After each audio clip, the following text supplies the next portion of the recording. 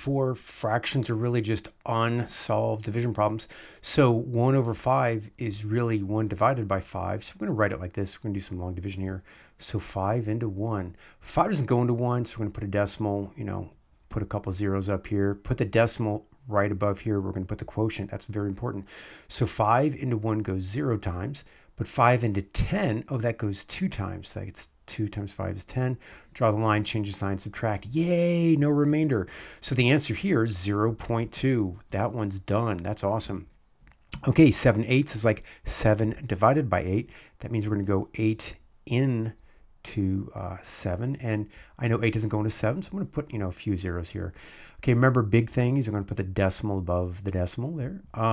8 doesn't go into 7, like I said. It goes 0 times. 8 into 70, though, goes 8 times, because 8 times 8 is 64. Draw the line, change the sign. I'm going to drop a 0. I need to borrow, because I can't do 0 minus 4, but I can do 10 minus 4. So 10 minus 4 is 6. Ooh, 8 into 60, I think goes 7 times. That'll be 56. Draw the line, change the sign. I'm going to subtract. I'm going to drop that. I dropped the 0 to the wrong place. Look at me, man. Math mortal here.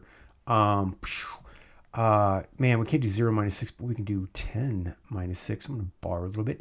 10 minus 6 is 4. 8 into 40, 5 times. You guys know 5 times 8 is 40. Okay, we got a match. We're okay. No remainder. Ha, ha, ha. So the answer of 7/8 is 0.875. Whew. Last one. Ooh, we've got an improper fraction, 5/4. I'm going to do it in the upper right, so forgive me, it's going to look a little busy here. Okay, so we're going to go 4 into 5, and I know it doesn't go perfectly, so I'm probably going to put a couple zeros there. Cool thing is 4 does go into 5 one time, so that's 4. Draw the line, change the sign, drop a 0. 5 minus 4 is 1, so 4 into 10, that goes 2 times, because 2 times 4 is 8. Draw the line, change the sign, drop a 0. 10 minus 8, that's 2.